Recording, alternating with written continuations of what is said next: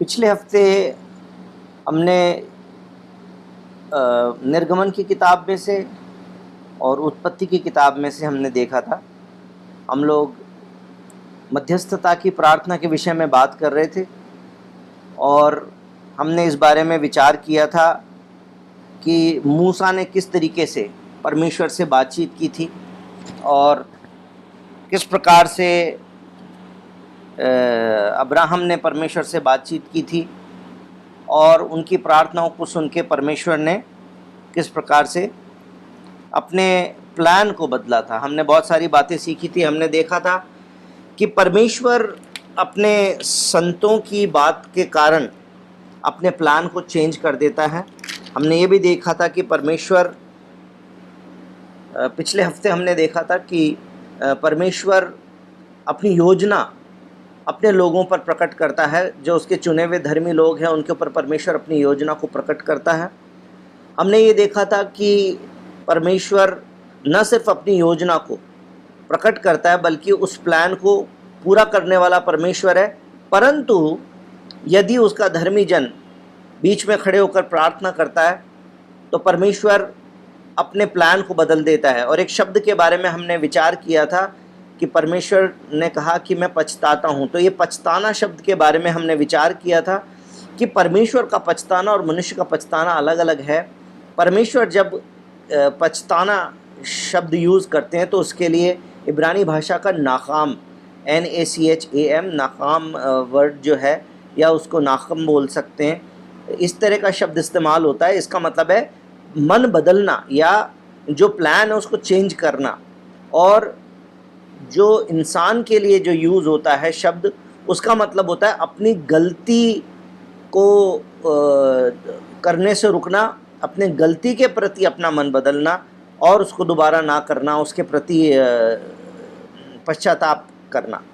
तो ये दोनों अलग अलग शब्द है। परमेश्वर जब पछताता है इसका मतलब ये नहीं है कि परमेश्वर पाप से पछताता रहा है या परमेश्वर से कोई गलती हो गई उससे पछता रहा है, परंतु परमेश्वर के पछताने का जो मतलब है उसका मतलब ये है कि परमेश्वर अपने प्लान को बदल देता है। परमेश्वर कब बदल देता है अपनी योजना को? जब उसका कोई धर्मी जन मध्यस्थता की प्रार्थना करता है तब परमेश्वर अपनी योजना को बदलता है। इसके अलावा एक और चीज़ आज देखेंगे कि परमेश्वर अपने प्लान को कब चेंज करता है। हमने निर्गमन की किताब में से उदाहरण देखा था, हमने उत्पत्ति की किताब से हमने उदाहरण देखा था, और हमने अब्राहम और मूसा दोनों के जीवन से उदाहरण देखा था। क्योंकि मूसा ने इस प्रकार की प्रार्थना की थी कि प्रभु यदि तू इनको क्षमा ना करे तो फिर मेरा भी नाम जीवन की पुस्तक से हटा दे, जो कि बहुत बड़ा कॉन्फिडेंस चाहिए उस बात को बोलने के लिए। अब्राहम भी अड़ गया था सदोम और अमोरा के नाश के लिए जब परमेश्वर ने प्लान किया था और अब्राहम को बताया, तो अब्राहम ने 50 से शुरू किया, 50, फिर 45, फिर 40, फिर 30, फिर 20 और फिर 10। लेकिन जो बात नोट करने की है वो ये है कि परमेश्वर को 10 जने भी ऐसे नहीं मिले जो पाप ना करते हों। सदोम और अमोरा शहर के अंदर उस प्रार्थना का कोई उत्तर इसलिए नहीं मिला क्योंकि वहाँ पर 10 जने भी ऐसे नहीं थे जो पाप ना करते हों। और इसलिए परमेश्वर ने जो मूसा को बोला वो अब्राहम को जो बोला वो बात पूरी हो गई। लेकिन उसके बावजूद भी उसके आगे के शब्दों में हम पढ़ते हैं कि परमेश्वर ने सदोम और अमोरा का फिर भी नाश कर दिया था। अब उसके आगे हम लोग उसी घटना को या उसी संदर्भ को आगे लेके चलते हैं, लेकिन आज हम मध्यस्थता की प्रार्थना के विषय में नहीं बात करेंगे। हम इस बारे में बात करेंगे कि परमेश्वर कैसे मन को बदल देता है या अपने प्लान को चेंज कर देता है। हमने पहले बोला कि मध्यस्थता की प्रार्थना के कारण कर देता है। अब दूसरा कारण हम लोग आज देखेंगे कि कैसे परमेश्वर का प्लान चेंज हो जाता है। 2 प्रार्थनाएं आज हम पढ़ेंगे योना नबी की किताब में से, एक जो योना ने प्रार्थना की थी और दूसरी प्रार्थना जो निनवे शहर के लोगों ने की थी। उस प्रार्थना से हम लोग सीखेंगे। हम ये भी सीखेंगे आज कि परमेश्वर किसी प्रार्थना का उत्तर ना करे तो उसका क्या कारण हो सकता है। तो आज का विषय हम लोग शुरू करते हैं, योना की किताब में चलते हैं हम लोग। तो योना की जो पूरी पुस्तक है, योना को छोटे भविष्यवक्ताओं की किताब में सम्मिलित किया गया है। असल में जैसे मैंने कई बार पहले भी बोला है कि कोई भी भविष्यवक्ता छोटा या बड़ा नहीं होता है। जो किताब उन्होंने लिखी उसका साइज़ छोटा है या बड़ा है, उसके हिसाब से हम डिसाइड कर लेते हैं कि ये छोटे नबियों की किताब है या बड़े नबियों की किताब है। तो जो 2 डिविजन्स हैं, उन डिविजन्स के अंदर से एक ये किताब है जो योना की किताब है। योना को परमेश्वर ने बुलाया था कि एक भविष्यवाणी करनी है निनवे शहर के ऊपर, और पहले वचन में लिखा है कि यहोवा का ये वचन अमित्तै के पुत्र योना के पास पहुंचा, उठकर उस बड़े नगर निनवे को जा और उसके विरुद्ध प्रचार कर, क्योंकि उसकी बुराई मेरी दृष्टि में बढ़ गई है ना। तो परमेश्वर चाहता था कि जाके वहाँ पे प्रचार किया जाए, वहाँ पर लोगों को बता दिया जाए कि तुम्हारे पापों के कारण तुम्हारा अंत अब निकट है और परमेश्वर तुमको नाश करने पर है। देखिए इस तरह की बात जो योना के समय में परमेश्वर ने की, आज भी परमेश्वर कर रहा है ना। परमेश्वर के वचन को जब हम डेली बेसिस पे पढ़ते हैं तो आज भी परमेश्वर हमारे पापों के बारे में हमें सचेत करते रहते हैं। लेकिन कितनी बार निनवे शहर के लोग जैसे अब यहाँ पर पाप में डूबे हुए हैं, और अभी तक जितनी हम जानते हैं उसके हिसाब से वो उनकी बुराई जो है परमेश्वर की दृष्टि में बढ़ चुकी है। हम भी उसी प्रकार से जाने में, अनजाने में, कमज़ोरी में, ढिठाई में, अलग अलग तरीके से पाप करके और परमेश्वर के सम्मुख पापी होते चले जाते हैं। हमारी बुराई परमेश्वर की दृष्टि में बढ़ती जाती है, जबकि हम विश्वासी हैं। जब विश्वास में नहीं थे तब की तो बात अलग थी, तब तो बात कुछ और थी। लेकिन अब हम जब प्रभु को जानते हैं तब भी कई बार हम जब पाप करते रहते हैं तो वो बात परमेश्वर के पास में इकट्ठी होती रहती है। अब यहाँ से निनवे शहर को जाने के बजाय वो तरशीश शहर को चला गया। और यहाँ से एक बात हम लोग देख सकते हैं जो तीसरे वचन में लिखा है, परंतु योना यहोवा के सम्मुख से तरशीश को भाग जाने के लिए उठा और याफा नगर को जाकर तरशीश जाने वाला एक जहाज पाया और भाड़ा देकर उस पर चढ़ गया कि उनके साथ यहोवा के सम्मुख से तरशीश को चला जाए। इस बात से हमने बहुत पहले इस बात को सीखा हुआ है कि जब हम सोचते हैं कई बार कि जीवन में कोई डिसीजन लेना है, अगला निर्णय लेना है, तो हम परिस्थितियों के हिसाब से निर्णय ले लेते हैं। कई बार हम बोलते हैं कि खुला हुआ द्वार जो है, सारे द्वार बंद है और एक द्वार खुला हुआ है, इसका मतलब ये परमेश्वर की इच्छा में, और आइए हम लोग इसी काम को कर डालें। लेकिन यहाँ पर तरशीश जाने का मार्ग भी उसके लिए खुला हुआ था, द्वार भी खुला हुआ था, पैसे भी उसकी जेब में थे किराया के लिए, सही है, और वो किराया दे के चढ़ भी गया। लेकिन क्या ये परमेश्वर की मर्जी में था? इसका मतलब हमेशा परिस्थितियों से परमेश्वर की इच्छा को पता करने की कोशिश करना ये सही तरीका नहीं है। सही तरीका ये है कि हम परमेश्वर की इच्छा को जानने का प्रयास करें, हम प्रार्थना में जाएं।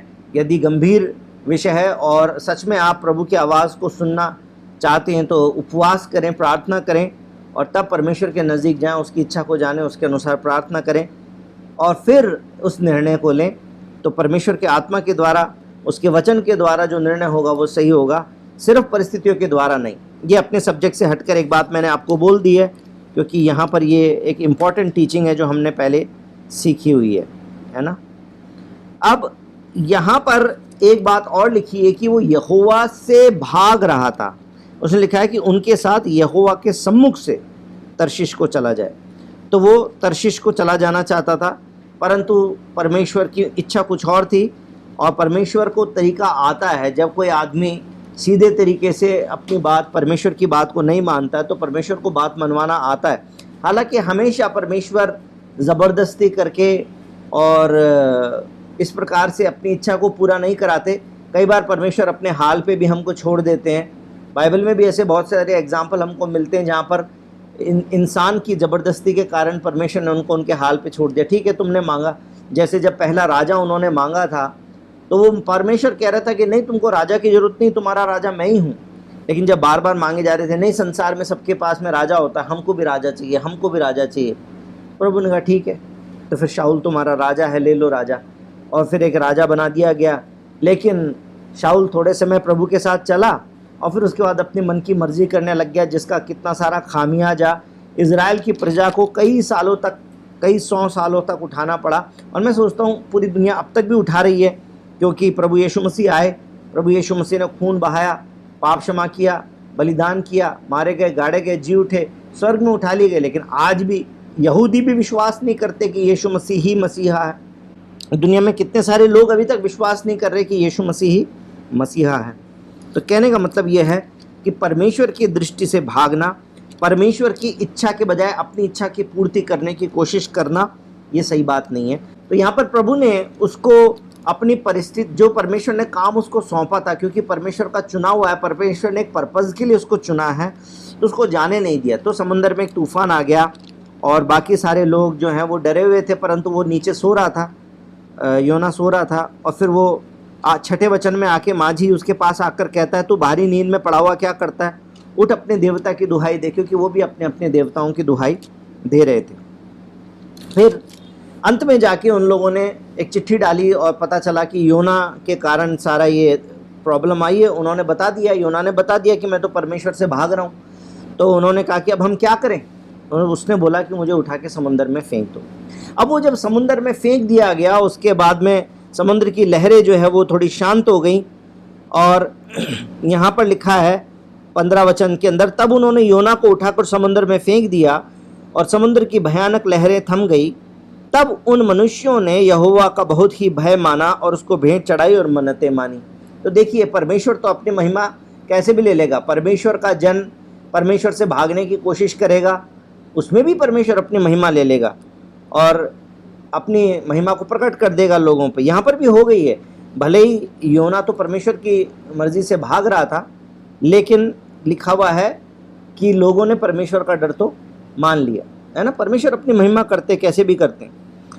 लेकिन योना के साथ में क्या हुआ, यहोवा ने एक बड़ा सा मत्स्य ठहराया था कि योना को निगल ले। अब ये साइंटिफिकली ये बात पचती नहीं है ज़्यादा बहुत सारे लोगों को, लेकिन हर बात साइंस से प्रूव नहीं की जा सकती है। कई बार ज़मीन के नीचे 1 महीने के बाद में भी कोई व्यक्ति दबा हुआ निकल गया, जबकि 1 महीने तक कोई व्यक्ति खाना भी नहीं खाए, पीने को पानी भी ना हो, सांस लेने की भी घुटन हो, 1 महीने तक कोई जिंदा रह जाए, बड़ी मुश्किल बात है, असंभव सी बात प्रतीत होती है, लेकिन मिल जाते हैं लोग। एक बार एक बच्चा था, उसकी गवाही मैंने भी सुनी है। नेपाल में एक जगह पर एक बच्चा इतने गहरे दर्रे में गिर गया था, इतनी पतली जगह पर कि जहाँ पर न तो कोई आदमी उतर सकता, न वहाँ पे कोई डायनामाइट लगा सकते, क्योंकि डायनामाइट लगाएंगे तो वो बच्चे के ऊपर ही पत्थर गिर जाएंगे तो वो बच्चा मर जाएगा। 60 फुट नीचे चला गया वो, है ना, 60 फुट नीचे चला गया और असंभव है उस बच्चे को निकालना। परंतु कैसे करके परमेश्वर ने ऐसा अनुग्रह वहाँ पर किया। नेपाल में ये एक बड़ी खबर बन गई थी, टीवी पे भी आ गई थी। और किस प्रकार से प्रार्थनाओं के, वहाँ पर प्रार्थनाओं के डेरे लगा दिए लोगों ने, घुटने पे आ गए लोग परमेश्वर के सामने और इस प्रकार से वो बच्चा बच गया। तो कई बार ऐसी असंभव सी, जो साइंटिफिकली लगता है कि हमको नहीं हो सकता, वो बातें भी होती हैं।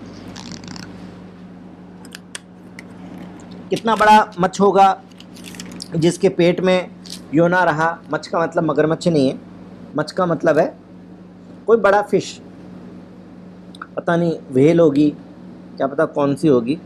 तो लिखा है योना उस महामच्छ के पेट में 3 दिनों 3 रात पड़ा रहा। वहाँ पर पड़े पड़े उसने प्रार्थना की है। उस प्रार्थना को हम लोग पढ़ते हैं।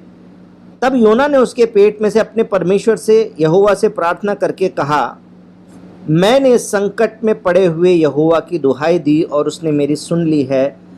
अधोलोक के उदर में से मैं चिल्ला उठा और तूने मेरी सुन ली।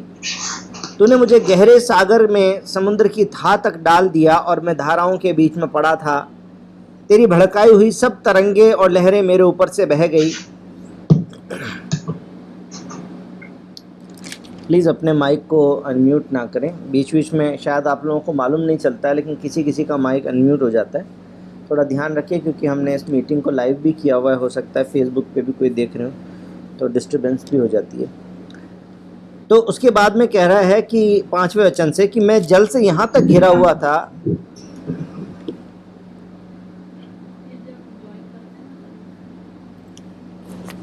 पांचवें वचन में लिखा है, मैं जल से यहाँ तक घिरा हुआ था कि मेरे प्राण निकले जाते थे।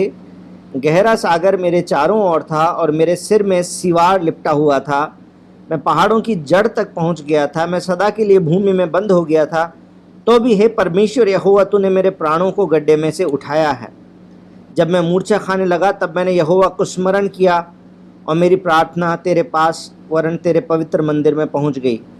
जो लोग धोखे की व्यर्थ वस्तुओं पर मन लगाते हैं वे अपने करुणा निधान को छोड़ देते हैं, परंतु मैं ऊंचे शब्द से धन्यवाद करके तुझे बलिदान चढ़ाऊंगा। जो मन्नत मैंने मानी उसको पूरी करूंगा। उद्धार यहोवा ही से होता है। तो मेरे भाई और बहनों, ये जैसे हमने सबसे पहले जो प्रार्थना सीखी थी वो पश्चाताप की प्रार्थना सीखी थी। दूसरी प्रार्थना हमने याबेज से सीखी थी, प्रार्थना आशीष की प्रार्थना हमने सीखी थी। तीसरी प्रार्थना हमने अब्राहम और मूसा के जीवन से जो मध्यस्थता की प्रार्थना सीखी थी। और मैं मध्यस्थता की प्रार्थना के विषय में आपको ये बोल देना चाहता हूँ यहाँ पर कि प्रार्थना सीख लेना काफ़ी नहीं है। मध्यस्थता की प्रार्थना हमने सीख ली है तो हमें मध्यस्थता की प्रार्थना करनी भी है ना। अपने पड़ोसियों के लिए करें, अपने गांव वालों के लिए करें, अपने रिश्तेदारों के लिए करें, अपने कुलीग्स के लिए करें, अपने क्लासमेट्स के लिए करें, अपने फ्रेंड्स के लिए करें, और जिनको नहीं जानते उनके लिए भी करें। इस संसार के अंदर बहुत सारे लोग हैं, शहर का नाम लेके करें, जाति का नाम लेके करें, किसी समाज का नाम लेकर करें, किसी कंट्री का नाम लेकर करें। उद्धार की प्रार्थना, क्योंकि वहाँ पर अब्राहम कहाँ खड़ा हुआ था? वो सदोम और अमोरा और परमेश्वर के बीच में खड़ा हुआ था। इसका मतलब हम शहर के लिए प्रार्थना कर सकते हैं। शहर के लिए प्रार्थना करने में कोई दिक्कत नहीं है, सही है। शहर के लिए हम लोग प्रार्थना कर सकते हैं, उसके बाद में कंट्री के लिए कर सकते हैं, लोगों के लिए कर सकते हैं और परिवारजनों के लिए, और ये तो मैंने आपको बताया ही है। और जब भी प्रार्थना करें, खास तौर पे अपने घराने के लोगों के लिए प्रार्थना करें, तो इस बात को याद रखें। प्रेरितों के काम 16 अध्याय 31 वचन में लिखा हुआ है कि तू विश्वास कर तो तू और तेरा घराना उद्धार पाएगा। इस वचन को परमेश्वर के सामने क्लेम करें। मैंने आपको पिछली बार बताया था कि मध्यस्थता की प्रार्थना के समय में पहले तो परमेश्वर के साथ जो हमारा संबंध है वो याद दिलाना, ये बहुत ज़रूरी है। अपना संबंध याद दिलाएं कि प्रभु मैं धन्यवाद करता हूँ कि आपने मुझे अपनी संतान बनाया। जिसके लिए प्रार्थना करते हैं उसके लिए प्रार्थना करें कि प्रभु आपने उसको अपने स्वरूप में बनाया, प्रभु आपकी प्रजा है, आपका जन है, विश्वासी है या नहीं है, प्रभु आपकी संतान है, उसको बचाइए। उसके बाद मैंने आपको कहा था परमेश्वर के वायदों को याद दिलाना। तो जैसे प्रेरितों काम 16:31 परमेश्वर का एक वायदा है, उस वायदे को याद दिलाना। उसके बाद में परमेश्वर से ये कहना कि प्रभु इस बारे में आपकी नामधराई ना हो, प्रभु आपकी महिमा हो, आप अपनी महिमा के लिए करिए। तो ये प्रार्थना, मध्यस्थता की प्रार्थना सिर्फ सीखनी नहीं, हमको करनी भी है। आज जो प्रार्थना यहाँ पर हमको दिखाई देती है ये एक भरोसे की प्रार्थना है। वो बड़े संकट के समय में है। जैसे दाऊद कहता ना कि संकट के समय में तुझको पुकारूंगा, और कई जगह पे अलग अलग तरीके से दाऊद बोलता है। संकट के दिन गाऊंगा, थॉमसन भाई ने गीत भी लिख दिया, यीशु नाम पुकारूंगा। यहाँ पर वो संकट के समय में है और एक मच्छ के पेट में है, 3 दिन 3 रात वहाँ पर पड़ा हुआ है। मुझे पता नहीं वो तीनों दिन तीनों रात से प्रार्थना कर रहा था या वो इस समय में प्रार्थना करने लगा है, बाद में प्रार्थना करने लगा है। छोटी सी प्रार्थना है, ज़्यादा लंबी प्रार्थना नहीं है, लेकिन वो परमेश्वर के ऊपर 2 बातें कर रहा है। पहली बात, परमेश्वर की बड़ाई कर रहा है, और दूसरी बात वो परमेश्वर की क्या कर रहा है? परमेश्वर पे भरोसा कर रहा है। सही है ना? फिर से पढ़ के देखते हैं। मैंने संकट में पड़े हुए यहोवा की दुहाई दी और उसने मेरी सुन ली। परमेश्वर के ऊपर उसका कॉन्फिडेंस है अभी भी। क्या हम ऐसी परिस्थिति में फंस जाएं, मच्छ के पेट में पड़े हैं? असंभव सी है ना सिचुएशन, असंभव सी है या नहीं प्रांजल? क्या ऐसा लगता है कि मच्छ के पेट से कोई आदमी निकल सकता है? एक बार किसी जानवर ने निगल लिया। आपने क्वेश्चन किया था ना, प्रांजल नेशनल ज्योग्राफिक और एनिमल प्लैनेट और ये बहुत कुछ देखता है, उसको जानवरों के बारे में बहुत कुछ मालूम है कि जैसे कोई प्राणी किसी दूसरे प्राणी को निगलता है तो डाइजेस्टिव फ्लूइड्स जो है वो शुरू हो जाते हैं और पचाने का कार्यक्रम शुरू हो जाता है, ये आपने बोला था। तो 3 दिन तक वो अंदर कैसे पड़ा रहा? उसको गर्मी नहीं लगी क्या? उसको सांस नहीं आ रही थी क्या? ये बहुत सारे सवाल आपने किए थे एक बार। आप कह रहे थे कि क्या ऐसे कैसे हो सकता है कि मच्छ के पेट में पड़ा हुआ वो जिंदा रहा और प्रार्थना करने लगा, है ना? तो ये असल में एक असंभव सी परिस्थिति है कि डेड एंड है। अब इसके बाद कुछ नहीं हो सकता। थोड़ी देर में डाइजेस्टिव फ्लूइड्स बहने लगेंगे, पेट में जो एसिड है वो बहने लगेगा और उसके बाद में शरीर गलने लग जाएगा, सांस रुक जाएगी और ख़त्म। असंभव सी परिस्थिति के अंदर योना प्रार्थना कर रहा, अपना हियाव नहीं छोड़ रहा। जब हमारे सामने असंभव सी परिस्थिति आए मेरे भाई और बहनों, हमको हियाव नहीं छोड़ना। ये इसी बारे में प्रार्थना है कि हियाव नहीं छोड़ना, भरोसा रखना, परमेश्वर पे कॉन्फिडेंस रखना। उसने कहा मैंने संकट में पड़े हुए यहोवा की दुहाई दी, उसने मेरी सुन ली। अधोलोक के उदर में का मतलब क्या हो? उदर का मतलब क्या होता है? आपने पढ़ा नहीं? हिंदी नहीं मालूम है आपको? उदर का मतलब होता है पेट, उदर का मतलब होता है पेट। सहोदर बोलते हैं ना, सहोदर किसको बोलते हैं? भाई को बोलते हैं। सह उदर यानी जो एक ही पेट में से जन्मा है वो, तो सहोदर। तो उसी प्रकार से अधोलोक के उदर में से, ये उसके लिए अधोलोक है, वो अधोलोक के पेट में है, मतलब वो अधोलोक के समान है परंतु मच्छ के पेट में है। तो वो कह रहा है अधोलोक के उदर में से मैं चिल्ला उठा और तूने मेरी सुन ली।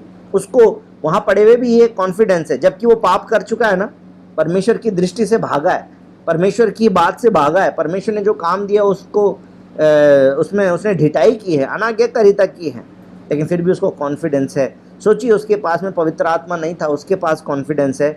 आपको और मुझको कितना कॉन्फिडेंस होना चाहिए कि यद्यपि मुझसे पाप हुआ था लेकिन क्षमा मांग के यदि मैं उसके पास में आता हूँ, पश्चातापी मन से मैं आता हूँ और प्रार्थना करता हूँ, तो प्रभु मेरी प्रार्थना ज़रूर सुनेंगे। क्यों नहीं सुनेंगे? मैं परमेश्वर की संतान हूँ।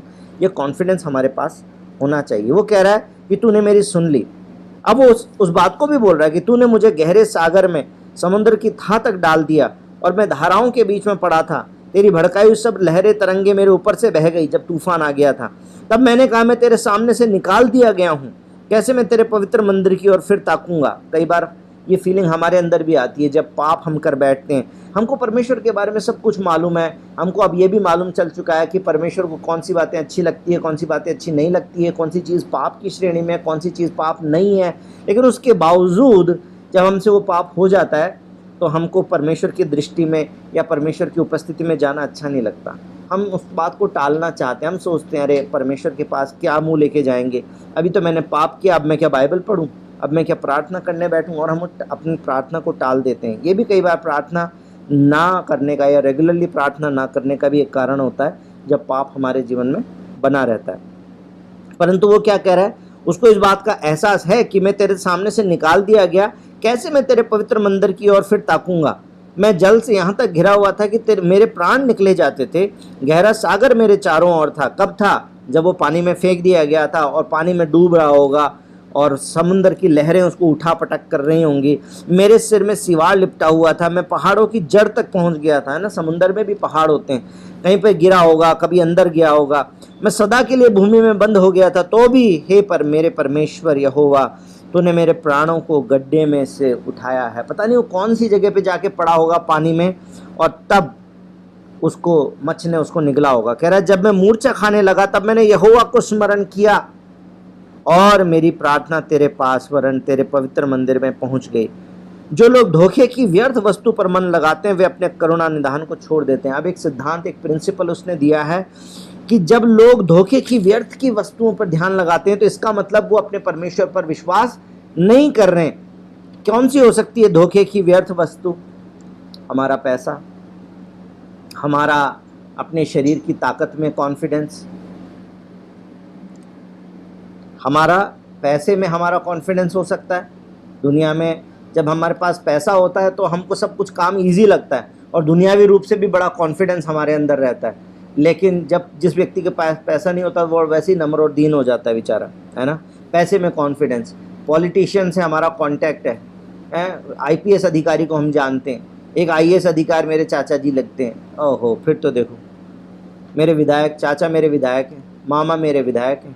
फिर जो कॉन्फिडेंस आ जाता है आदमी में, क्योंकि उसका विधायक के ऊपर भरोसा है, जानकारी पे, अपने पॉलिटिशियंस पे, अपने उन पे भरोसा है। किसी का अपने ज्ञान पर भरोसा है, किसी का अपनी सैलरी पर भरोसा है, अपनी अच्छी नौकरी पे, अपनी प्रतिष्ठा पे भरोसा है, मैं तो ऊंचे पद पर काम करने वाला व्यक्ति। लिखा है ये सारी की सारी धोखे की व्यर्थ वस्तुएं हैं, अगर इन पर हम मन लगाते हैं तो वे अपने करुणा निधान को छोड़ देते हैं। इसका मतलब हमारा भरोसा, हमारा प्रेम परमेश्वर की तरफ नहीं है। इसका मतलब मैं ये नहीं कह रहा कि हमारे जितने भी अच्छे कांटेक्ट वाले दोस्त हैं, मित्र हैं, रिश्तेदार हैं, उनसे हम रिश्ता तोड़ लें, नहीं। हमारे पास में पैसा है तो हम लुटा दें, नहीं। हमारे पास प्रतिष्ठित नौकरी है तो हम छोड़ दें, नहीं। बात यह है कि क्या हमने इनमें भरोसा कर लिया है, क्या हमने इनको पहला स्थान दे दिया, क्या ये हमारे लिए परमेश्वर से ज़्यादा ज़रूरी है। अगर इनमें से कोई चीज़ परमेश्वर से ज़्यादा ज़रूरी नहीं है हमारे लिए, तब फिर कोई प्रॉब्लम नहीं है इन चीज़ों में। परमेश्वर ने हर आशीष हमारे इस्तेमाल के लिए दे रखी है, लेकिन यदि ये परमेश्वर का स्थान लेती हैं, डॉक्टर का स्थान यदि परमेश्वर से पहले आ जाता है, परिस्थिति खराब हुई, सबसे पहले डॉक्टर के पास चलो, प्रार्थना याद नहीं आती है, परमेश्वर याद नहीं आता है, तो प्रॉब्लम है। पैसे की प्रॉब्लम है, कहीं से धन से प्रॉब्लम सॉल्व हो सकती है, सबसे पहले परमेश्वर के ऊपर भरोसा करने में सोचे पैसे दो, निपटाओ, काम खत्म करो इसका, तो फिर प्रॉब्लम है ना। अगर कोई ऐसी समस्या है जहाँ पे किसी की जान पहचान वाले से बात बन सकती है, तब भी आपने प्रार्थना करने के बजाय सोचा पहले उसको फ़ोन करूँ, तो प्रॉब्लम है, क्योंकि फिर आपका भरोसा अपने कॉन्टैक्ट पर है। व्यर्थ की वस्तुओं पर मन लगाना, धोखे की व्यर्थ वस्तुओं पर मन लगाते हैं तो हम करुणा निधान से हम दूर होते हैं। योना ने योना का भरोसा तो वैसे भी किसी और चीज़ पे इस समय हो नहीं सकता था, क्योंकि महामच्छ के पेट में वो पड़ा हुआ है और मरने की कगार पे है, मूर्छा की अवस्था में आ गया है, रास्ता कोई है नहीं, ना कोई कांटेक्ट काम कर सकता, ना पैसा काम कर सकता, ना ताकत काम कर सकती, ना कुछ कर सकता। उसने अपने आप को अपने करुणा निधान अपने परमेश्वर के ऊपर छोड़ दिया है। वो क्या कहता है 90वें वचन में, मैं ऊंचे शब्द से धन्यवाद करके तुझे बलिदान चढ़ाऊंगा। मेरे भाई और बहनों, मैं सोचता हूँ कि ये एक ऑलमोस्ट असंभव सी परिस्थिति है जहाँ पर कि कोई व्यक्ति परमेश्वर को धन्यवाद चढ़ा सके। सही बात है ना। योना वाली परिस्थिति में यदि आप होते तो क्या आप परमेश्वर को धन्यवाद कर सकते थे? उस समय धन्यवाद का बलिदान चढ़ा सकते थे? उस समय तो धन्यवाद करना मुश्किल, उस समय तो ज़्यादा से ज़्यादा याचना ही निकल सकती है। हम तो यही बोल सकते प्रभु बस बचा ले, कैसे भी करके प्राण बचा ले। लेकिन वो क्या कह रहा है? वो कह रहा है कि मैं धन्यवाद करके, मैं ऊंचे शब्द से धन्यवाद करके तुझे बलिदान चढ़ाऊंगा। क्यों? क्योंकि उसको अपने परमेश्वर पे कॉन्फिडेंस है। उसको मालूम है कि परमेश्वर ने मुझे काम दिया है और उस काम को मुझे पूरा करने के लिए जाना है और परमेश्वर मुझे यहाँ से छुड़ाएगा, उस काम को परमेश्वर मुझसे पूरा करवाएगा। यही तो कॉन्फिडेंस अब्राहम के पास था ना। अब्राहम को परमेश्वर ने कहा था कि मैं तुझसे एक बड़ी जाति बनाऊंगा और तेरे निज पुत्र से बनाऊंगा। रीअफर्म किया था, बताया था, बार बार में आके बताया था कि मैं तेरे पुत्र से करूंगा, तेरी संतान से करूंगा। और एक दिन प्रभु ने कहा अब तू चल और पहाड़ पे चढ़ के और इसको तो बलिदान कर दे। वो बलिदान क्यों करने चल पड़ा? कैसे वो बलिदान कर सकता था? इसलिए कर सकता था क्योंकि उसको भरोसा है कि परमेश्वर ने जब कहा है कि मैं तेरे निज पुत्र के द्वारा तुझसे बड़ी जाति बनाऊंगा, समुद्र के किनारे रेत में जितने कण होते हैं उतने सारे तेरे संतान होंगी, आसमान में जितने सारे तारे होते हैं उतने तेरी संतान होगी। जब परमेश्वर ने इतना कह दिया है तो परमेश्वर तो वायदे को पूरा करेगा। अगर ये लड़का मर भी जाएगा तो परमेश्वर इसको भी जिंदा करेगा। इतना भरोसा उनको था, इसलिए उन्होंने ये किया। ऐसे यहाँ पर वो कह रहा है मैं ऊंचे शब्द से धन्यवाद करके तुझे बलिदान चढ़ाऊंगा, जो मन्नत मैंने मानी उसको पूरा करूंगा। उद्धार यहोवा से होता है, छुटकारा परमेश्वर से ही है। दाऊद भी कहता है ना, पर्वतों को देखूंगा मैं, कौन है मददगार मेरा? मेरा मददगार खुदा है, परमेश्वर मेरा मददगार है। आमीन। परमेश्वर पर भरोसे की प्रार्थना उसने की है, विश्वास की प्रार्थना उसने की है, परमेश्वर के नाम को महिमा दी है, परमेश्वर के नाम को सराहा है। इसके कारण 10वें वचन में हम उसका प्रतिफल देखते हैं। लिखा है तब यहोवा ने मच्छ को आज्ञा दी और उसने योना को स्थल पर उगल दिया। पानी में भी नहीं उगला कि तैर तैर के वापस जाना पड़ेगा। और महामच्छ, इतना बड़ा मच्छ जिसके पेट में योना रह सकता हो, जनरली वो इतने किनारे पे नहीं आते है ना। वो गहरे पानी में तैरने वाले जंतु होते हैं, क्योंकि व्हेल जैसा प्राणी यदि किनारे आ जाता।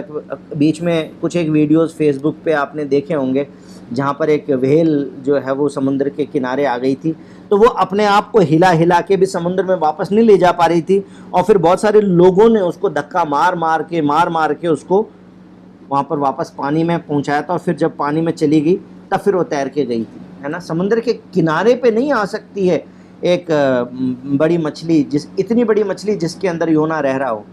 लेकिन उसने वहाँ पर नहीं छोड़ दिया, समुद्र के बीच में नहीं छोड़ दिया, परंतु किनारे पे लाके छोड़ा। और प्रभु के वचन में लिखा है कि यहोवा ने मच्छ को आज्ञा दी और उसने योना को स्थल पर उगल दिया। इतना किनारे पे आया कि वो सीधा जब निकला तो वो पानी पर नहीं था, ज़मीन पर था, स्थल पर था, है ना।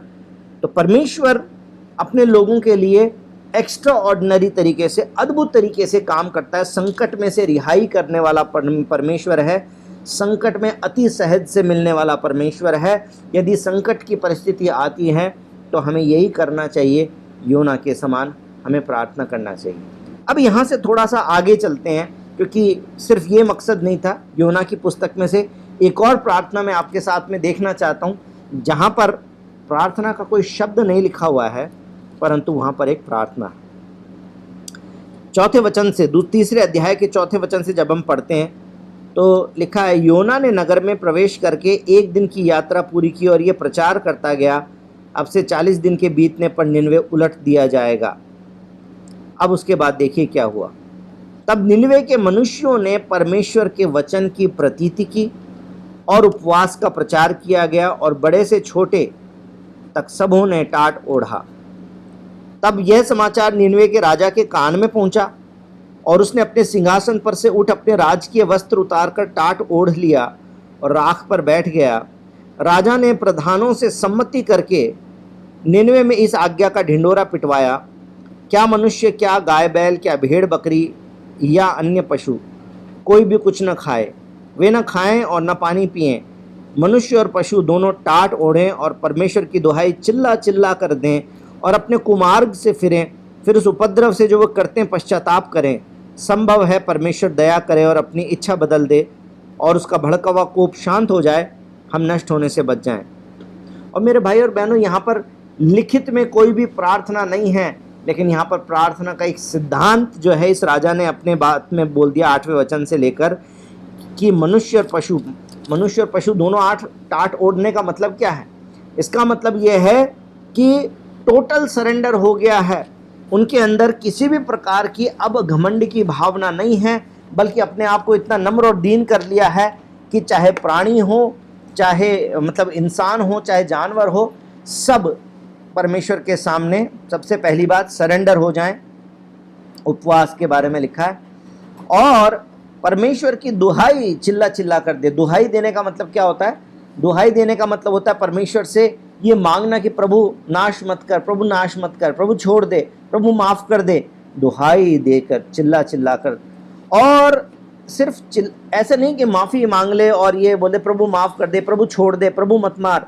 यहाँ पर लिखा है अपने कुमार्ग से भी फिरना, अपने कुमार्ग से फिरें, और उपद्रव से जो वो करते हैं तो उसका पश्चाताप भी करें, है ना।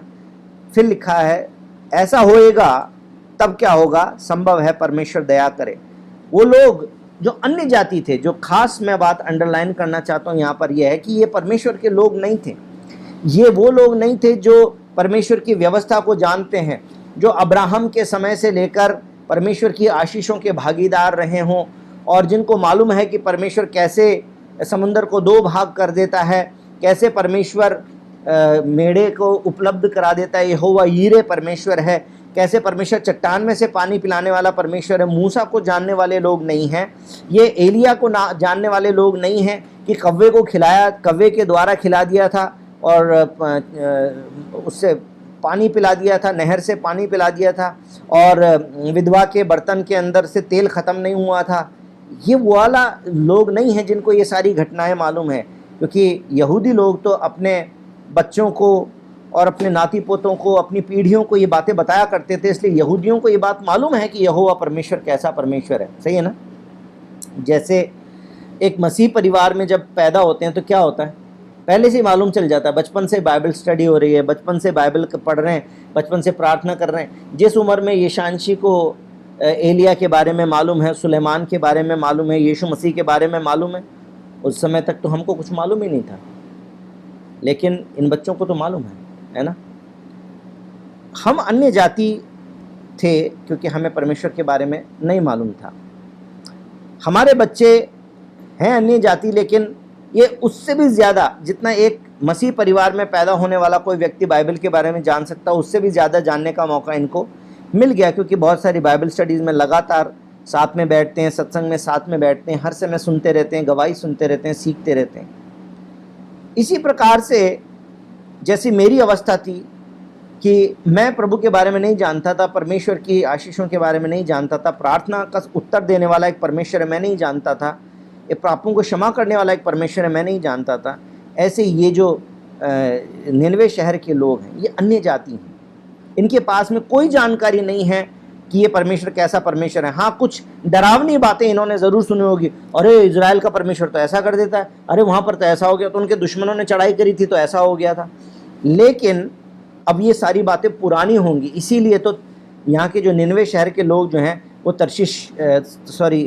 इजराइलियों को सताते भी थे, यहूदा को सताते भी थे, और इसीलिए तो निनवे जाना नहीं चाहता था।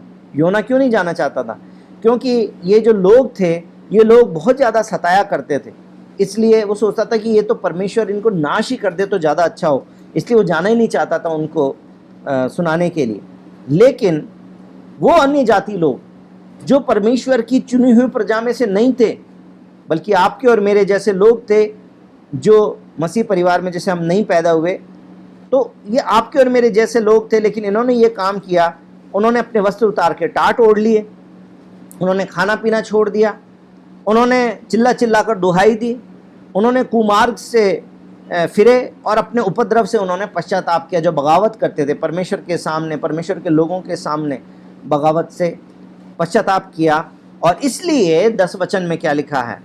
तब परमेश्वर ने उनके कामों को देखा कि वे कुमार्ग से फिर रहे हैं, तब परमेश्वर ने अपनी इच्छा बदल दी। जिस बात के ऊपर मैं विचार आपके साथ करना चाहता हूँ, जहाँ पर मैं बात लाना चाहता हूँ, और ये है कि परमेश्वर ने अपनी इच्छा को बदल दिया। जो मैं बात अब्राहम के बारे में आपको बता रहा था कि अब्राहम के समय में परमेश्वर सदोम और अमोरा को नाश करने के लिए आ गया था, परंतु अब्राहम की प्रार्थना के कारण परमेश्वर ने अपना मन बदल दिया, अपनी इच्छा बदल दी, है ना। लिखा है वहाँ पे शब्द पछताया। और मैंने आपको यिर्मयाह की किताब उसके 18 अध्याय से भी वचन पढ़ के पिछली बार बताया था कि परमेश्वर ने बोला कि जो अच्छी आशीष देने के लिए मैंने योजना बनाई है, यदि पाने वाला पाप करेगा और अपने मन को बदलेगा नहीं, तो फिर मैं उसको वो आशीष नहीं दूंगा, अपना मन बदल दूंगा। और जिसका मैंने नाश करने की ठानी है, यदि वो अपना पश्चाताप करेगा और अपने जीवन को ठीक करेगा, तो मैं उसके नाश करने की जो योजना है उससे अपना मन बदल लूँगा। और देखिए यहाँ पर उसका एक उदाहरण हमने आज देखा कि निनवे शहर के लोग जो पापी थे, जो दुष्ट थे, जब उन्होंने परमेश्वर के एक दास के द्वारा, एक भविष्यवक्ता के द्वारा वचन सुना, उन्होंने पश्चाताप किया, उन्होंने उपवास किया, उन्होंने टाट ओढ़ा, और इस प्रकार से जब अपने बुरे मार्गों से फिर गए तो परमेश्वर ने अपनी इच्छा बदल दी और उनकी जो हानि करने की ठानी थी उसको ना किया। ये बात आज मैं आपके साथ में करना चाहता था। एक बात जो इस बारे में थी कि परमेश्वर की प्लानिंग कैसे चेंज हो जाती है। पिछली बार हमने देखा था मध्यस्थता की प्रार्थना के कारण परमेश्वर की योजना बदल जाती है। आज हमने देखा कि यदि सच्चे मन से उपवास के साथ में पश्चाताप करके अपने पापों से क्षमा मांग के अपने जीवन को बदला जाए, तब भी परमेश्वर की योजना हमारे जीवन के विषय में बदल सकती है। परमेश्वर की योजना स्टैटिक नहीं है कि एक बार जो परमेश्वर ने ठान लिया परमेश्वर वो ही करेगा। परमेश्वर अपने मन को बदल सकता है। आप परमेश्वर के मन को बदल सकते हैं, मैं परमेश्वर के मन को बदल सकता हूँ। यदि मैं प्रार्थना करूँ तो मैं परमेश्वर के मन को बदल सकता हूँ। सही है। और इसके अलावा आज हमने एक और बात सीखी कि संकट के समय में, एकदम डेड एंड की परिस्थिति में भी परमेश्वर की महिमा करना, परमेश्वर पे भरोसा करना, दूसरी धोखे की व्यर्थ वस्तुओं पर मन लगाने के बजाय परमेश्वर अपने करुणा निधान पर मन लगाने से हमारे लिए संकट के समय में भी एक मार्ग खुल जाता है। आमीन। बोले यीशु मसीह की जय। अब इसके बाद में हम लोग जब प्रार्थना करें तो क्या स्पेसिफिकली करें या नहीं करें, तो मैं डायरेक्टली इस बात का उत्तर देने के बजाय इसको आज की बाइबल स्टडी में और बुधवार की बाइबल स्टडी में ब्रेक करना चाहता हूं, ताकि हम इसको डिटेल में समझें कि कौन सी प्रार्थनाएं हैं जिनके उत्तर नहीं मिलते हैं। उसके अलावा सब तरीके से जो प्रार्थना है वो एक्सेप्टेबल है, क्योंकि मैंने आपको बार बार मैं इस बात को बताया है कि परमेश्वर से बातचीत करना प्रार्थना है। परमेश्वर से अपने दिल की बात खोल के रख देना ये प्रार्थना है। जब मैंने आपको ये ऑलरेडी बताया है कि अपने दिल की बात परमेश्वर से बोलनी है, तो मैं सोचता हूँ चंगाई जब आप चाहते हैं तो चंगाई के लिए स्पेसिफिकली बोलने में आप बोलेंगे ही बोलेंगे। ऐसा हो ही नहीं सकता कि आप जनरल बात बोलें। ये तो मैंने आपको पहले भी बता दिया था कि यदि आप एक औरत का बच्चा डूब रहा होगा तो वो ये नहीं कह सकती है कि आपकी मर्ज़ी हो तो कूद कर मेरे बच्चे को बचा लीजिए, नहीं तो कोई बात नहीं। मैंने आपको पहले ही बताया था कि हर एक व्यक्ति बड़ी शिद्दत से मांगेगा ऐसे समय में जब उसके बच्चे के ऊपर कोई हानि आ पड़ी होगी। उसी प्रकार से परमेश्वर के सामने अपनी इच्छा को प्रकट करना अपने दिल के भाव के साथ में, अपने बोझ के साथ में ज़रूरी है।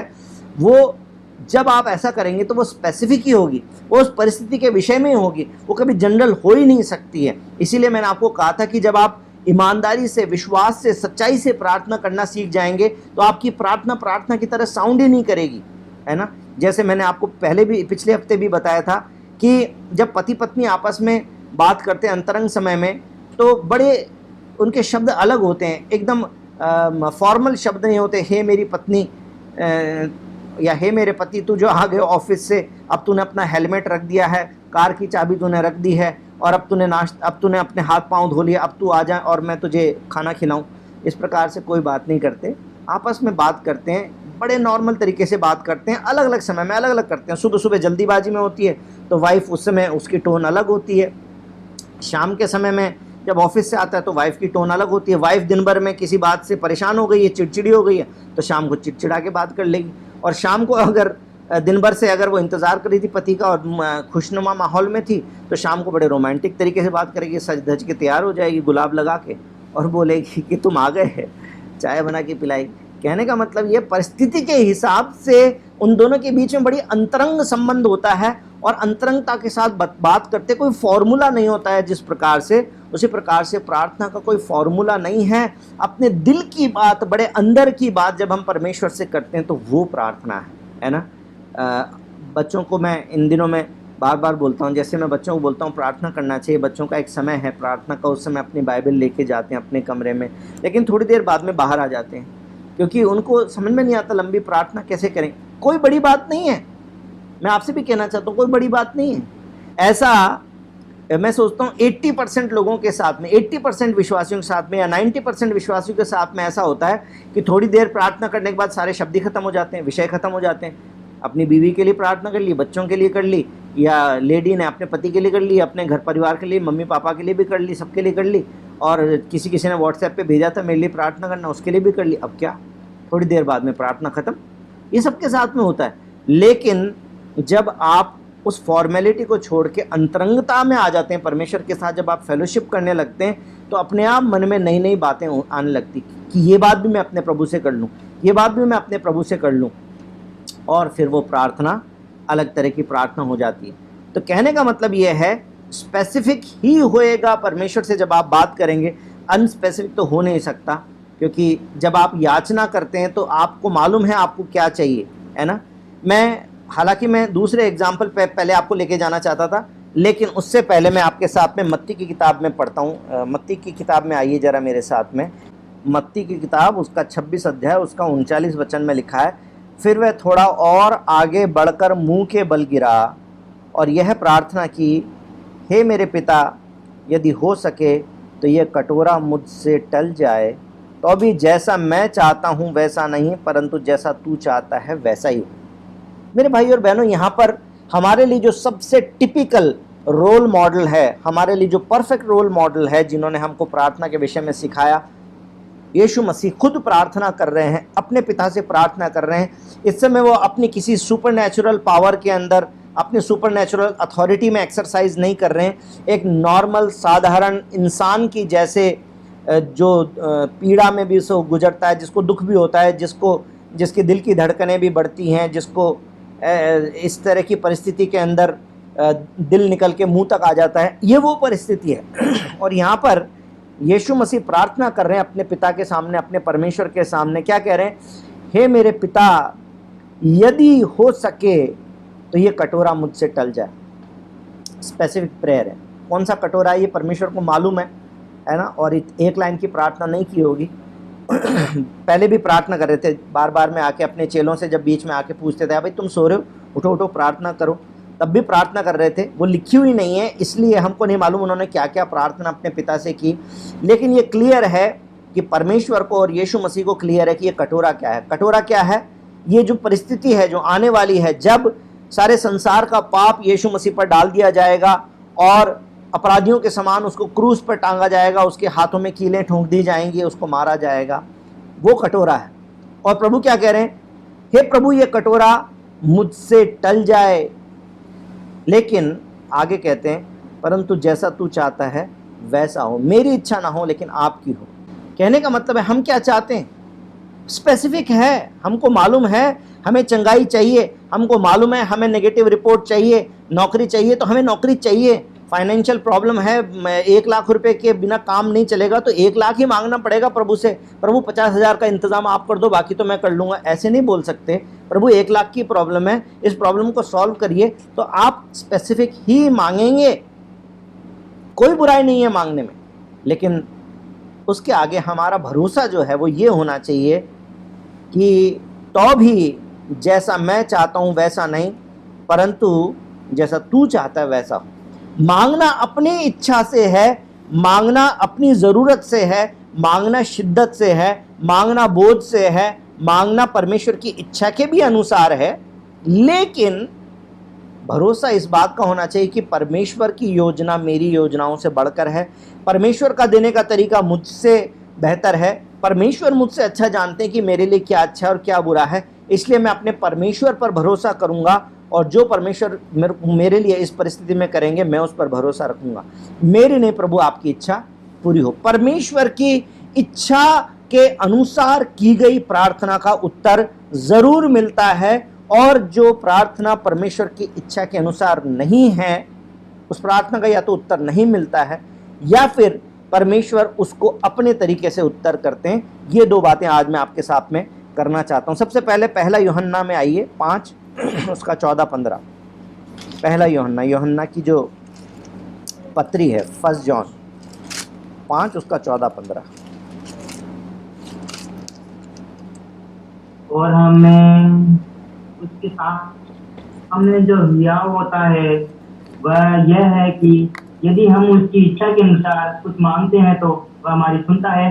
जब हम जानते ही है कि जो कुछ हम मांगते हैं वह हमारी सुनता है, तो ये भी जानते हैं कि जो कुछ हमने उससे मांगा। थैंक यू मेरे भाई। और हमें उसके सामने जो हियाव होता है वो ये है कि यदि हम उसकी इच्छा के अनुसार कुछ मांगते हैं तो वह हमारी सुनता है। जब हम जानते हैं कि जो कुछ हम मांगते हैं वो हमारी सुनता है, तो ये भी जानते हैं कि जो कुछ हमने उससे मांगा है वो पाया है। परमेश्वर की इच्छा के अनुसार जब मांगेंगे तो ज़रूर मिलेगा, इसमें कोई भी दो राय नहीं हो सकती है। अब इसका मतलब क्या है? क्या हमेशा परमेश्वर की इच्छा के अनुसार ही मांगना है? अगर परमेश्वर की इच्छा नहीं मालूम है तो क्या मांगना ही नहीं है? नहीं, मैं उस चीज़ को आपको क्लियर कर चुका हूँ। जैसे मान लीजिए किसी व्यक्ति की चंगाई के बारे में आपको नहीं मालूम है कि परमेश्वर की इच्छा इसको चंगा करने की है या नहीं है, आपको नहीं मालूम, तो आपका काम क्या है? क्या आप ढिलमुल प्रार्थना करेंगे प्रभु आपकी इच्छा हो तो कर दो, नहीं तो नहीं? प्रभु यीशु मसीह ने यह नहीं कहा था प्रभु आपकी इच्छा हो तो कटोरा हटा दो, नहीं तो कोई बात नहीं। नहीं, प्रभु ने पहले अपनी इच्छा प्रकट की थी। एक मनुष्य के रूप में उन्होंने बड़ी शिद्दत के साथ में, लिखा हुआ है कि उनका पसीना जो है वो खून की बूंदें बनकर निकल रहा था, इतनी शिद्दत थी उनकी प्रार्थना में। और प्रभु ने फिर भी उस परिस्थिति में ये बोला कि प्रभु हो सके तो ये प्याला मेरे सामने से हटा ले। ये पहले है, लेकिन बाद में उनका विश्वास है कि मेरा पिता जानता है कि अच्छा क्या है, मेरे पिता की योजना भली है, इसलिए बाद में वो कहते हैं पिता फिर भी मेरी नहीं आपकी इच्छा पूरी हो। उसी प्रकार से हमें परमेश्वर की इच्छा को जानकर मांगना बहुत अच्छा है। और मैंने आपको पहले बताया था रोमियो 12:2 के अनुसार कि जब हम दिन प्रतिदिन परमेश्वर के वचन को पढ़ते हैं, प्रभु की आज्ञाकारिता में चलते हैं, हम उसकी नज़दीकी में जब आते जाते हैं, तो पहली बात तो हमें कॉन्फिडेंस हो जाता है, दूसरी बात हम अनुभव से परमेश्वर की इच्छा पता करने लग जाते हैं, तो फिर उसकी इच्छा के अनुसार हम मांग पाते हैं। लेकिन यदि आपको किसी विषय में परमेश्वर की इच्छा नहीं मालूम है तो भी अपनी इच्छा मांगने में कोई बुराई नहीं है, लेकिन भरोसा ये होना चाहिए कि प्रभु की योजना भली है, परमेश्वर जो करेंगे वो अच्छा है। अब मैं आपके साथ में एक दूसरी प्रार्थना को रखना चाहता हूं, क्योंकि प्रभु यीशु मसीह ने जो बोला था, उन्होंने जो कटोरा हटाने की प्रार्थना की थी, क्या उसका उत्तर मिल गया? नहीं, परमेश्वर ने वो कटोरा नहीं हटाया, क्योंकि वो कटोरा परमेश्वर की इच्छा में था। और परमेश्वर प्रभु यीशु मसीह यदि मारे नहीं जाते, हमारा पाप यदि उन पर लादा नहीं जाता, तो आज हम बाइबल स्टडी नहीं करते, क्योंकि हमारे पास पाप क्षमा का कोई आश्वासन होता ही नहीं, हमारे पापों की कीमत ही नहीं चुकती। इसलिए वो कटोरा परमेश्वर की इच्छा में था, और इसलिए प्रभु यीशु मसीह ने जो वहाँ पर बोला कि प्रभु मेरे नहीं आपकी इच्छा पूरी हो, तो परमेश्वर ने अपनी इच्छा को पूरा किया। अब मैं आपके साथ में वापस उत्पत्ति की किताब में आना चाहता हूँ, 17 अध्याय उसका 18 वचन पढ़िए। उत्पत्ति की किताब 17 अध्याय उसका 18 वचन। पहला यूहन्ना 5 उसमें जो हमने पढ़ा था उसके अनुसार हमें ये पता चल गया कि परमेश्वर की इच्छा से प्रार्थना नहीं करते हैं तो उसका उत्तर हमें नहीं मिलता है। पढ़िए प्रांजल, आप पढ़िए।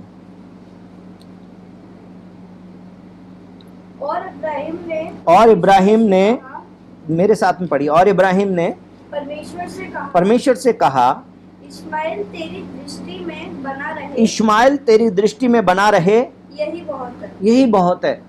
देखिए पिछली बार भी हमने इस बात पर डिस्कशन किया था और 15 वचन के अंदर परमेश्वर उससे बात कर रहे थे। मैंने आपको बताया था परमेश्वर की एक फेलोशिप थी, परमेश्वर अपनी इच्छा उन पर प्रकट कर रहे थे, परमेश्वर अपनी आशीष उन पर प्रोनाउंस कर रहे थे। और प्रभु ने कहा तेरी जो पत्नी सारे है उसको तू अब से सारे ना कहना, उसका नाम सारा होगा, मैं उसको आशीष दूंगा और तुझको उसके द्वारा एक पुत्र दूंगा और मैं उसको ऐसी आशीष दूंगा कि वो जाति जाति की मूल माता हो जाएगी और उसके वंश में राज्य राज्य के राजा उत्पन्न होंगे, है ना।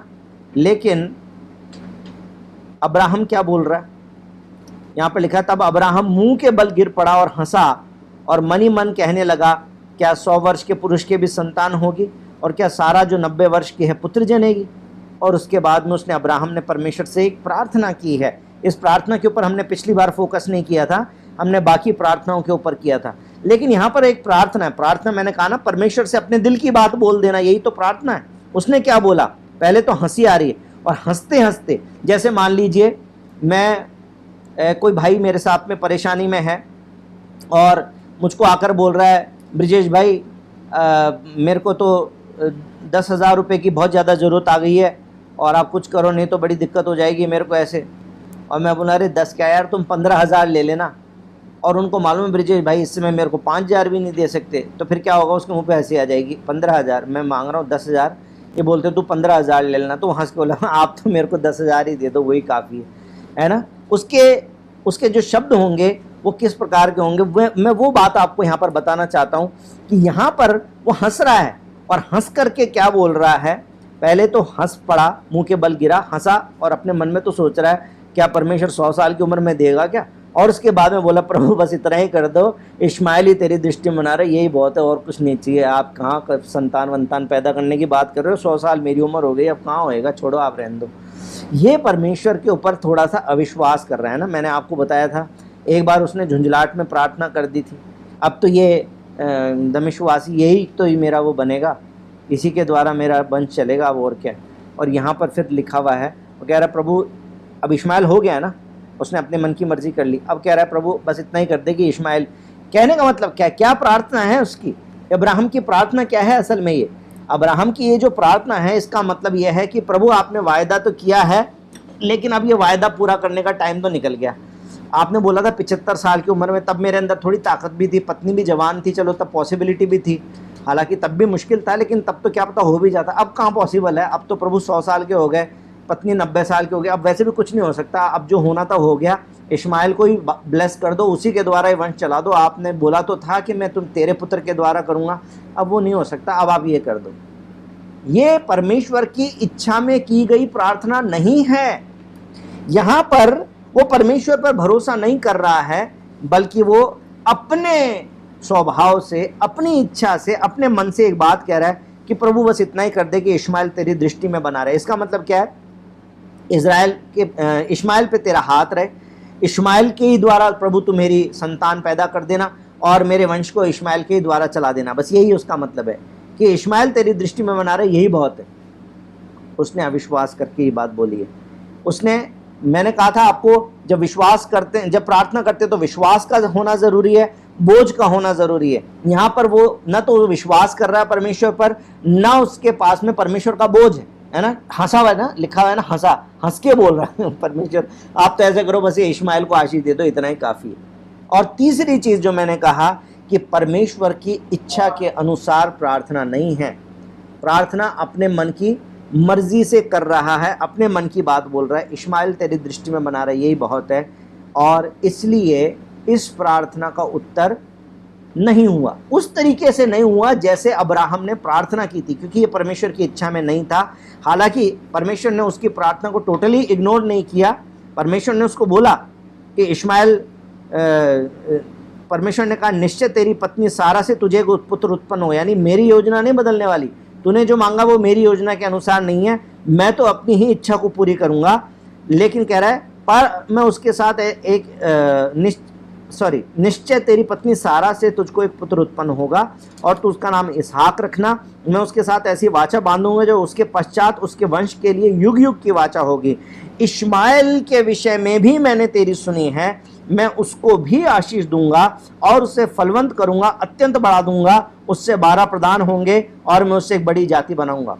कहने का मतलब क्या है? जो लोकेश भाई ने सवाल पूछा था उसके उत्तर में मैं आपसे ये कहना चाहता हूँ कि हमें अपने दिल की बात, हमें अपनी प्रेयर परमेश्वर के सामने बोलनी है, अपनी स्पेसिफिक इच्छाएं परमेश्वर के सामने रखनी है, लेकिन हमारा भरोसा वहाँ पर होना चाहिए जैसे यीशु मसीह ने कहा था कि प्रभु मेरी इच्छा नहीं परंतु आपकी इच्छा पूरी हो।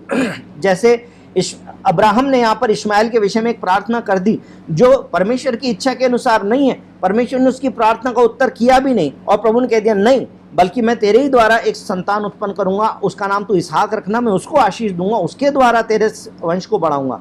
लेकिन जो उसने प्रार्थना की थी उस प्रार्थना का उत्तर परमेश्वर ने अपने तरीके से कर दिया कि परमेश्वर ने बोला कि आशीष तो मैं इश्माएल को भी दूंगा क्योंकि वो तेरा वंश है, वो तेरा बीज है, मैं आशीष तो उसको भी दूंगा और उसके द्वारा 12 प्रधान होंगे और ऐसा होगा और वैसा होगा, वो सब कुछ तो होगा, लेकिन ये एक अलग तरह। इसका मतलब क्या हुआ? इसका मतलब ये है कि जब आप परमेश्वर से प्रार्थना करेंगे, यदि परमेश्वर की इच्छा आपको नहीं भी मालूम है, शिद्दत से प्रार्थना करेंगे, मांगेंगे उस बात को, लेकिन इस बात के लिए जब आप तैयार रहेंगे कि प्रभु आपकी इच्छा पूरी हो, तो परमेश्वर उस प्रार्थना के उत्तर में वो बात आपके लिए पूरा करेगा जो परमेश्वर की इच्छा में है, जो आपके लिए भला है, जो परमेश्वर जानते हैं कि इसके द्वारा आपको ज्यादा आशीष मिलेगी, जो आपके लिए अच्छा होगा, वो परमेश्वर आपके जीवन में आपकी प्रार्थना के उत्तर में करेंगे। परमेश्वर आपको इग्नोर नहीं करेंगे बल्कि आपकी प्रार्थना का उत्तर करेंगे।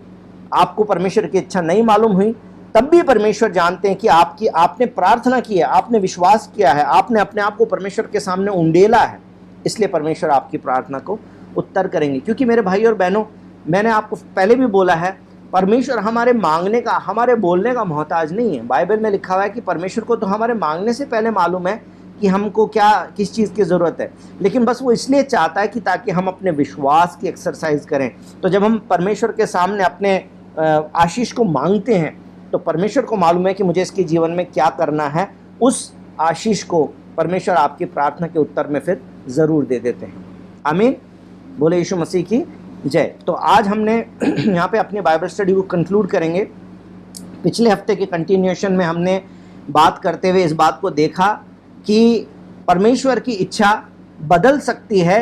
यदि परमेश्वर के लोग मध्यस्थता की प्रार्थना करें तो परमेश्वर की योजना दूसरों के विषय में बदल सकती है, और यदि खुद के विषय में हम यदि पश्चाताप करें तो हमारे पश्चाताप के कारण परमेश्वर की योजना हमारे बारे में बदल सकती है। उसके अलावा फिर हमने देखा कि संकट के समय में जब हम प्रार्थना करते हो, परमेश्वर पे भरोसा करते, किसी और पे भरोसा करने के बजाय, तो परमेश्वर हमारी प्रार्थना का उत्तर ज़रूर करते हैं। और इसके अलावा हमने आज सीखा कि परमेश्वर से हम जब प्रार्थना करते हैं तो उसकी इच्छा के अनुसार करना है, परंतु यदि उसकी इच्छा नहीं भी मालूम है तो भी हम जब विश्वास और बोझ के साथ में, शिद्दत के साथ में जब हम प्रार्थना करते हैं तो परमेश्वर हम अपनी इच्छा को, उस प्रार्थना का जो सही उत्तर होना चाहिए उसको हमारे लिए देते हैं, ताकि उसके द्वारा हमारे जीवन में बहुत सारी आशीष मिले। परमेश्वर पे भरोसा करें, प्रार्थना का जीवन रखें, परमेश्वर आपको ज़रूर आशीष देंगे। आमीन, बोले यीशु मसीह की जय। प्रभु आप सबको बहुत आशीष दे।